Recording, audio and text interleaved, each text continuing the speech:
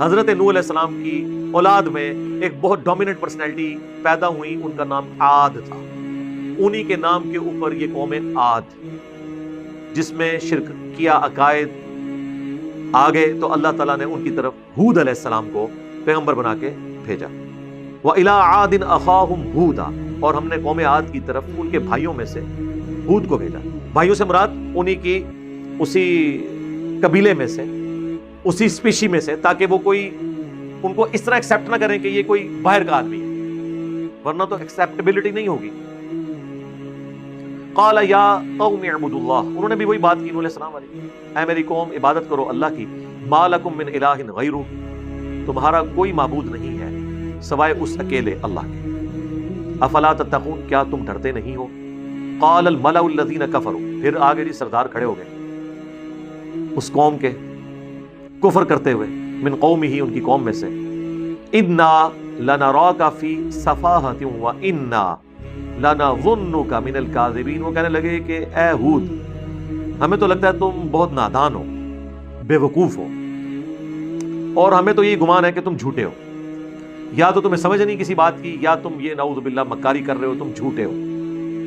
قال یا قوم لیس بی صفاحۃ، وہ کہنے لگے اے میری قوم، میں کوئی بے وقوف نہیں ہوں۔ اچھا دیکھیں پیغمبر جواب کیا دے رہے ہیں، فتویٰ لگانے کی بجائے کلیریفائی کر رہے ہیں۔ آج آپ کسی عالم سے سیدھا بھی سوال کریں نا، 14 ٹیکے لگوانے پڑ جاتے ہیں، کتنے الٹے طریقے سے سوال کر رہے ہیں پیغمبروں سے، اور وہ آگے کلیریفائی کر رہے ہیں کہ بھائی آپ نے ہمیں بیوقوف کہا، ہم بیوقوف نہیں ہیں۔ وَلَٰكِنِّي رَسُولٌ مِّن رَبِّ الْعَالَمِينَ، بلکہ میں تو رسول ہوں اس رب کی طرف سے جو سارے جہانوں کا پالنے والا ہے۔ أُبَلِّغُكُمْ رِسَالَاتِ رَبِّي، اور ڈیوٹی کیا ہے میری، تاکہ میں پہنچا دوں تمہارے تک میرے رب کا پیغام۔ وَأَنَا لَكُمْ نَاصِحٌ أَمِينٌ، اور میں تمہارا خیر خواہ ہوں اور بڑی دیانتداری سے اللہ کا پیغام، اس کی دھمکی تمہارے تک پہنچا رہا ہوں۔ اب عجبتم ان جاءکم ذکر من ربکم، کیا تمہیں اس بات کے اوپر تعجب ہوا ہے کہ تمہارے رب کی طرف سے تمہارے پاس نصیحت کی بات آ گئی ہے، علی رجل منکم، ایک ایسے مرد پہ جو تمہیں میں سے ہے، لینذرکم، تاکہ وہ تمہیں ڈر سنائے، یہ وہی الفاظ ہیں جو نوح علیہ السلام کے تھے، لیکن اب ایک چیز ایڈ ہو گئی ہے عبرت کے طور پر، یہ ہے کانٹے کی بات۔ وَاذْكُرُوا إِذْ جَعَلَكُمْ خُلَفَاءَ مِن بَعْدِ قَوْمِ نُوحٍ، یاد کرو اس وقت کو کہ جب قوم نوح کے اوپر عذاب آیا تھا تو اللہ نے کافروں کو ہلاک کرنے کے بعد تمہیں زمین پر اپنا خلیفہ بنایا تھا، یعنی اس وقت تو سارے تم لوگ مومن تھے، وہ وقت یاد کرو کہ نوح علیہ السلام پر ایمان لانے والے جو بچائے گئے تھے وہ تم ہی تھے نا، تمہارے باوجداد، اور اللہ نے تمہیں زمین پر بسایا تھا قوم نوح کے تباہ ہونے کے بعد، ان کے اہل ایمان جو 78 لوگ تھے ان کو۔ وَزَادَكُمْ فِي الْخَلْقِ بَسْطَةً، اور بڑھا دیا تمہیں اللہ تعالیٰ نے جسمانی لحاظ سے، قد و قامت کے اعتبار سے، یعنی طاقت دے دی۔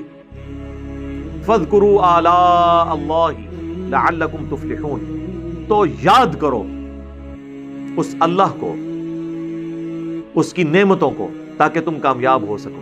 یہ تھوڑی نعمت تھی کہ تمہارے باوجداد ایمان کی وجہ سے بچائے گئے، آج تم ان کی نسلیں کفر اختیار کر رہے ہو، تو اللہ تعالیٰ کی اس نعمت کو یاد کرو۔ قالوا اجئتنا لنعبد اللہ وحدہ، تو کہنے لگے کیا تم ہمارے پاس اس لیے آئے ہو کہ ہم اکیلے اللہ کی عبادت کریں؟ وَنَذَرَ مَا كَانَ يَعْبُدُ آبَاؤُنَا، اور ہم چھوڑ دیں ان ہستیوں کو جن کی عبادت پہ ہم نے اپنے آباء و اجداد کو پایا ہے، یعنی ہم اپنے بزرگ بابوں کو چھوڑ دیں، یعنی ہم یہ کہنا شروع کر دیں کہ بابت شاہی کوئی نہیں۔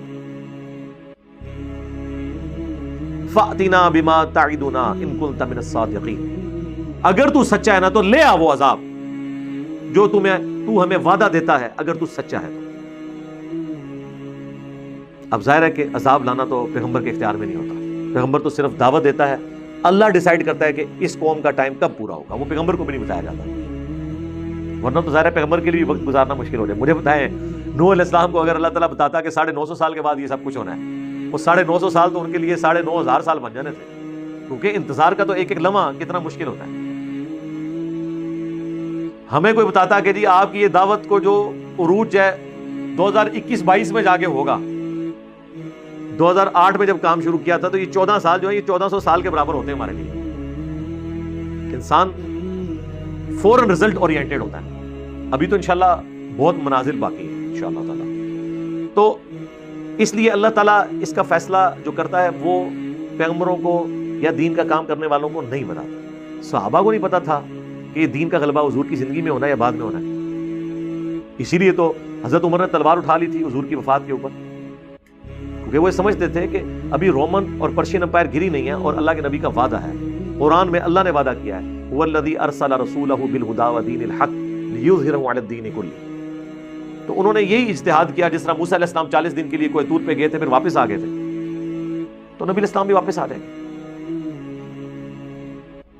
اور یہ تو ان کو بالکل نہیں پتا تھا کہ میں بھی خلیفہ بنایا جاؤں گا اور میرے دور خلافت کے اندر یہ سب کچھ ہوگا, جب تک ہو نہیں گیا. بہرحال اللہ کی حکمت ہے اس کے اندر, ورنہ انسان کے لیے زندگی گزارنی مشکل ہو جائے. اب حضرت ہود علیہ السلام نے میٹھی میٹھی دعوت کے بعد بڑے سخت لفظ استعمال کیے. قال, فرمایا اللہ کے اس پیغمبر نے, قد وقع علیکم من ربکم رجس وغضب, بے شک تمہارے اوپر تمہارے رب کی طرف سے گندگی اور غضب ہو چکا ہے. یعنی یہ تمہارے دماغ کی گندگی ہے اور تم پر اللہ کا غضب ہے کہ تم وقت کے پیغمبر کی دعوت کو قبول نہیں کر رہے, جبکہ ایک پریسیڈنٹ سیٹ ہے, تمہیں پتہ ہے کہ پہلے عذاب ہوا تھا کافروں کو. اتجادلوننی فی اسماء سمیتموها, کیا تم ان ناموں کی بنیاد پہ جھگڑ رہے ہو جو رکھ لیے ہیں تم نے وآباؤکم, اور تمہارے آباء و اجداد نے, ان ناموں کے اوپر لڑ رہے ہو. جس طرح آج ہم لوگوں کے کہ قرآن میں یہ لکھا ہے حدیث میں لکھا ہے, وہ سیدھا کہتے ہیں جی آپ داتا صاحب کو نہیں مانتے, ہاں آپ غریب نواز کے منکر ہیں, آپ غوث پاک کو نہیں مانتے, تو ان کے آگے بھی یہی آیت پڑھا کریں آپ, جس سے فٹ اسے گفٹ. کیا تم ان ناموں کے ساتھ ہمارے ساتھ جھگڑا کر رہے ہو جو تم نے اور تمہارے آباء و اجداد نے رکھ لی ہیں؟ ما نزل اللہ بہا من سلطان, اللہ نے ان کی کوئی سند نازل نہیں کی. اچھا ان بزرگوں کے بھی کوئی اللہ نے سند نازل کی ہے؟ پڑھتے ہیں قرآن سے الا ان اولیاء اللہ لا خوف علیہم ولا هم یحزنون, نام ان کے لینے شروع کر دیتے ہیں, اور یہ تو قرآن کے بعد آئے ہیں. قرآن کے زمانے کے اولیاء تو صحابہ اور اہل بیت ہیں. نہیں جی وہ سلسلہ قیامت تک جاری ہے, قیامت تک جاری ہے, تو پھر آپ کا فرقہ کون سا ہے؟ جی میں بریلوی ہوں. تو پھر یہ اشرف تھانوی صاحب بھی وہ ولی اللہ ہی ہے نا؟ اور جی نہیں مریض الامت ہے. نہیں وہ تو دیوبندی تو اسے حکیم الامت کہتے ہیں, اور جی وہ کہتے ہیں نا, تو کون ہے؟ کہتے ہیں جی احمد بریلوی صاحب. نہیں وہ دیوبندی تو انہیں کہتے ہیں مجدد دین بدعت, اور جی وہ کہتے ہیں نا جی ہم تو مانتے ہیں نا جی. یعنی بزرگ اپنے اپنے, یہ اولیاء اللہ نہیں ہے, یہ فرقوں کے اولیاء ہیں, یہ صرف اولیاء ہیں, یعنی کہ من دون ہی اولیاء. اللہ کے مقابلے پہ جو سورۃ الاعراف کے سٹارٹ میں آیا تھا من دون ہی اولیاء, اولیاء کا خوب یہاں پہ ذکر ہوگا سورۃ الاعراف میں. اللہ نے کوئی ان کی سند نازل نہیں کی. فانتظروا, پس انتظار کرو تم, انی معکم من المنتظرین, میں بھی خود انتظار کرنے والا ہوں. میں کون سا عبد القادر جیلانی ہوں کہ نگاہ ماروں اور تمہیں بھسم کر دوں, میں تو رسول ہوں. یعنی یہ بھی رزلٹ اس میں نکل رہا ہے نا, کہیں گے کتنے لکھے ہے, لکھے ہے نا, جس صفحے پہ یہ لکھا ہے کہ عبد القادر جیلانی قبر میں آ جائیں گے فرشتوں سے جھگڑا کرنے, اسی صدر میں یہ بھی لکھا ہوا ہوگا نا. جب آپ اس طرح کی ڈاکٹرن کھڑی کریں گے تو ہم پھر اس کے جواب میں یہی بات کریں گے. تو میں بھی انتظار کروں گا کہ اللہ فیصلہ کرے. اس آیت کا نمبر کیا ہے سورۃ الاعراف میں؟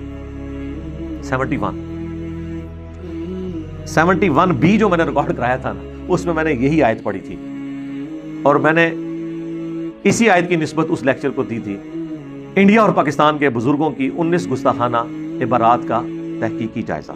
وہ خیر by chance he 71 number lecture تھا, تو میں نے پھر قرآن میں نا اس کی کوئی نسبت تلاش کر دی تھی, تو یہ مجھے پھر نسبت ملی, تو میں نے اس کے سٹارٹ میں بھی یہ آیت پڑھی تھی 71A اور 71B کے, کہ اتجادلوننی فی اسماء سمیتموها انتم وآباؤکم, ان ناموں کے ساتھ تو نہ جھگڑو.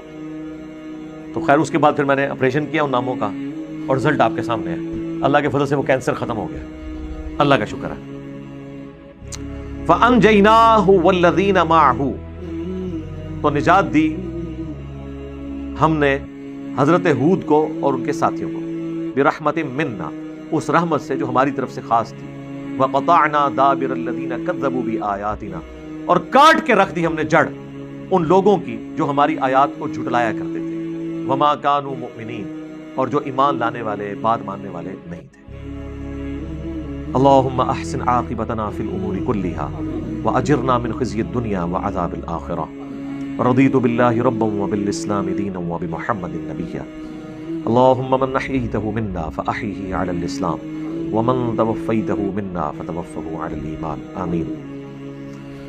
پھر جی حضرت ہود علیہ السلام کے ساتھ اہل ایمان بچ گئے، قوم ہود کے اوپر عذاب آیا، بڑا سخت عذاب آیا، 7 راتیں اور 8 دن تک مسلسل ان پہ آندھی چلتی رہی، کٹے ہوئے کھجور کے تنوں کی طرح وہ گرے پڑے تھے،